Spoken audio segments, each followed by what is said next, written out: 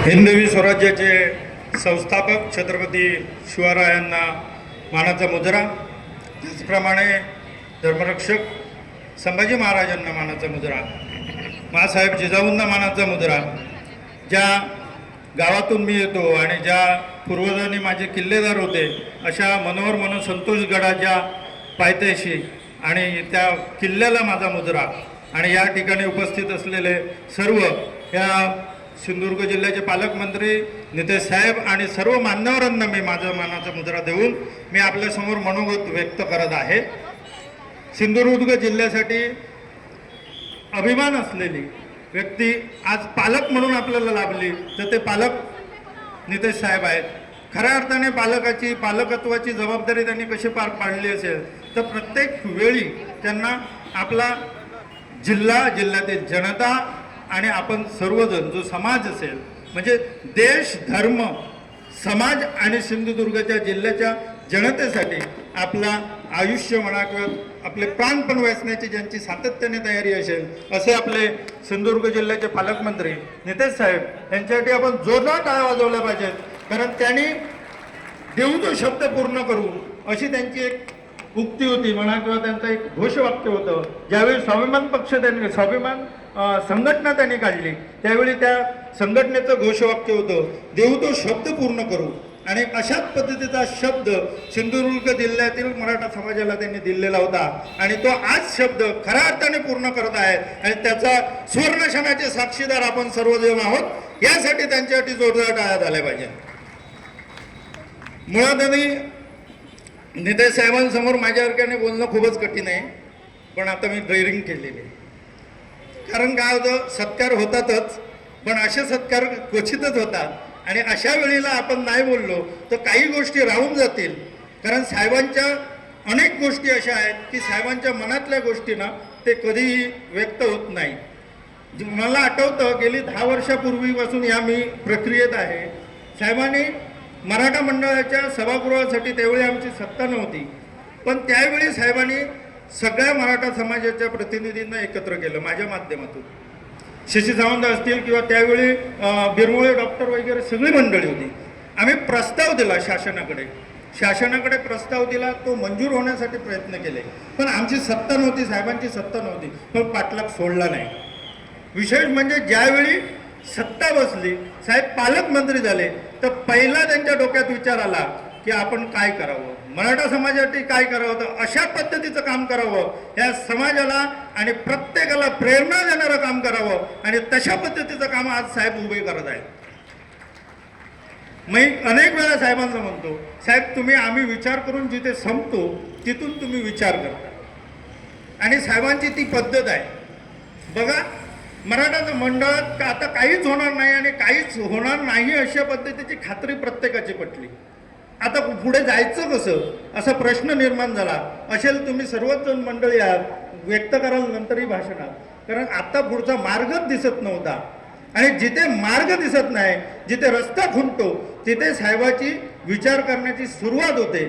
साहेबांनी पहिल्यांदा मंत्री झाल्यानंतर विचार केला की आपण स्वतंत्र मार्ग निर्माण करू आणि मराठा समाजाला, संपूर्ण समाजाला, मराठा समाजासमवेतच इतर समाजालाही सुद्धा प्रभावात आणायचं असेल आणि कणकवली शहराची जी सांस्कृतिक भूक आहे ती जर पूर्ण करायची असेल तर या ठिकाणी स्वतंत्र असं उत्कृष्ट आणि सर्वोत्कृष्ट अशा पद्धतीचं सांस्कृतिक भवन झालं पाहिजे, आणि त्यासाठी ते झटत होते. आणि आज त्याची सुवर्णक्षणाचे साक्षीदार आपण सर्वजण होत आहोत. सत्ता येतील, सत्ता जातील, अनेक लोक आजपर्यंतच्या प्रवाहात येतील, अनेक लोक परत जातील सुद्धा, पण नाव राहील.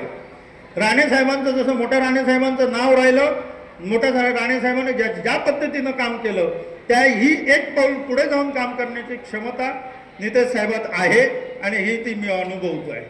आज साहेब या ठिकाणी जो आपण आता भूमिपूजन जे केलं आहे त्याचा जो मराठा सांस्कृतिक भवन जे उभं राहणार, तुम्ही कल्पना करा त्याचा किती व्याप्ती मोठी आहे. हा मल्टीपर्पज हॉल नुसती नाटकं नाही तर तुम्ही प्रत्येक छोट्यातल्या छोट्या कार्यक्रमापासून वरपर्यंत मोठ्यातले मोठे कार्यक्रम करू शकता. असं इतका तो उत्कृष्ट असेल.